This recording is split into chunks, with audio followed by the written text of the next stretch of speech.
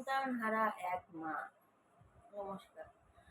আশা করি আপনারা সকলে খুব ভালো আছেন, আর আমিও ভালো আছি আপনাদের দ্বারায় আর আমাদের এই বেবি ডলের দ্বারায়। এখন বেবি ডল হয়ে গেছে আমার ডক্টর। আমি পেশেন্ট, বেবি ডল ডক্টর।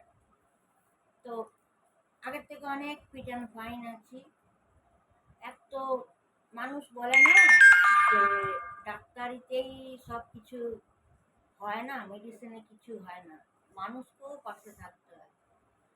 তো সেই জন্যই বলছি যে চিন্তা করি যে সত্যি এই যে বেবি ডল চলে আসে, তাকে নিয়ে থাকি, ও আমাকে কেয়ারিং করে সব সময়।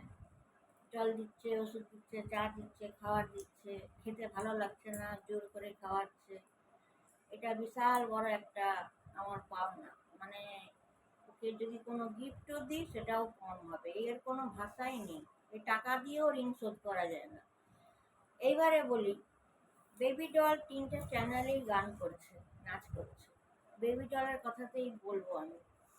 দেখো, প্রচণ্ড আমাদেরকে খাটতে হচ্ছে। তোমরা যারা করছো, তোমরা করো, সেটা খুব ভালো করে জানো। এবং সবথেকে বড় কথা, আমরা তো বড়, ঠিক আছে, আমরা ভেবে নিই আজকে এই ড্রেসটা পরবো, এরকম সাজবো, এই করবো। কিন্তু একটা বাচ্চা মেয়ের তত আইডিয়া নেই। কিন্তু ওকে একদিনের মধ্যেই ও যে এতটা শিখে যাবে, যাকে বলে আই কান্ট বিলিভ ইট, মানে বিশ্বাস করা যায় না। এবং পড়াশোনা করছে, টিউশন যাচ্ছে, নাচের স্কুল যায়, আবার আমার কাছে ইংলিশটা শিখতে আসে মাঝে মধ্যে। এবং ও যে খাটছে, এই ভিডিওতে যে গানগুলো করছে, প্রচুর পরিশ্রম করছে। একটু কিন্তু চারটিখানি কথা না, কোন ড্রেস পরবে সেটা চিন্তা করছে। আবার আমি কি করে চুলটা বাঁধবো সেটা ভাবছে। কি ধরনের সাজবো সেই ধরনের সাজছে। কি ধরনের নাচবো সেটাকে প্র্যাকটিস করছে। এবং আমরা অফ স্ক্রিনে যে কতটা খাটি সেটা বলে বোঝাতে পারবো না। আর বেবি ডলও প্রচণ্ড আমরা খাটি। আমরা আজকে গান সিলেকশন করে নিই কালকের জন্য, কালকে কি করব, কটা গান করব। তারপরে গানের ভিত্তিতে ওর ড্রেস চয়েস হয়, আমারও ড্রেস চয়েস হয়। তারপরে আমরা দুজনে ভাবি আমাদের চুলটা কি করে বাঁধবো। আবার ভাবি কি লিপস্টিক লাগাবো, কি পাউডার লাগাবো। একটা বাচ্চা মেয়ে এতটা হার্ড ওয়ার্ক করছে। একটা গানে আমি ওকে ইচ্ছে করে, বদমাশি করে 5বার রিপিট করিয়েছি। কিন্তু ওকে বুঝতে দিইনি যে আমি কেন ওটাকে 5বার করালাম। একবার করলো, আমি বললাম না হয়নি, কাট, আবার কর। আবার করলো, আবার করার পর বললাম না না না না, একদম হয়নি, কাট, আবার কর। তখন বলছে কেন, কোথায় ভুল হয়েছে। আমি বললাম হ্যাঁ ভুল হয়েছে, কিন্তু ভুল আদৌ হয়নি। আবার কাট, আবার কর। আবার করলো, এরকম করে করে 5বার করালাম। 5বারই করলো, কিন্তু ও হিম্মত হারেনি। ওকে একটাই জিনিস বলেছি, ইউটিউবে যদি নাম কামাতে পারিস তাহলে খাটতে হবে, ভালো করে নাচতে হবে। ইউটিউব থেকে প্রাইজ আসবে, ইউটিউব থেকে তোর সিলভার বাটন আসবে, ইউটিউব থেকে টাকা আসবে, কিন্তু তোকে খাটতে হবে। আর এই মেয়েটি এত বেবিটা পরিশ্রম করছে আমার সঙ্গে। কথায় কথায় আমাদের ড্রেস চেঞ্জ করা, কোথায় কোথায় কে কি চুল বাঁধবে, ও কে বলছে এরকম চুল বাঁধ, ও আমাকে বলছে তুমি এই ধরনের চুল বাঁধো। আমি কি কি পরবো রে, ও আমাকে ম্যাচিং করিয়ে দিচ্ছে। আমি ওকে বলছি এই লিপস্টিকটা লাগা রে। খুব কঠিন।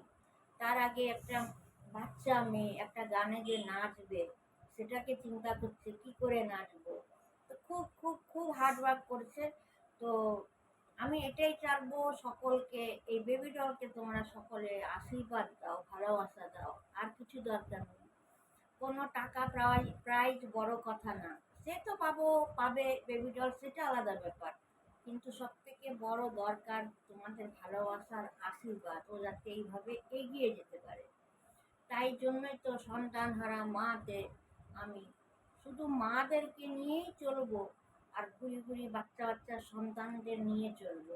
কেন কি একমাত্র মা হয় সব থেকে বড় সৎ, আর দ্বিতীয় বাচ্চারা হয় যেখানে ঈশ্বর বাস করে, তাদের মধ্যে কোনো খোট থাকে না।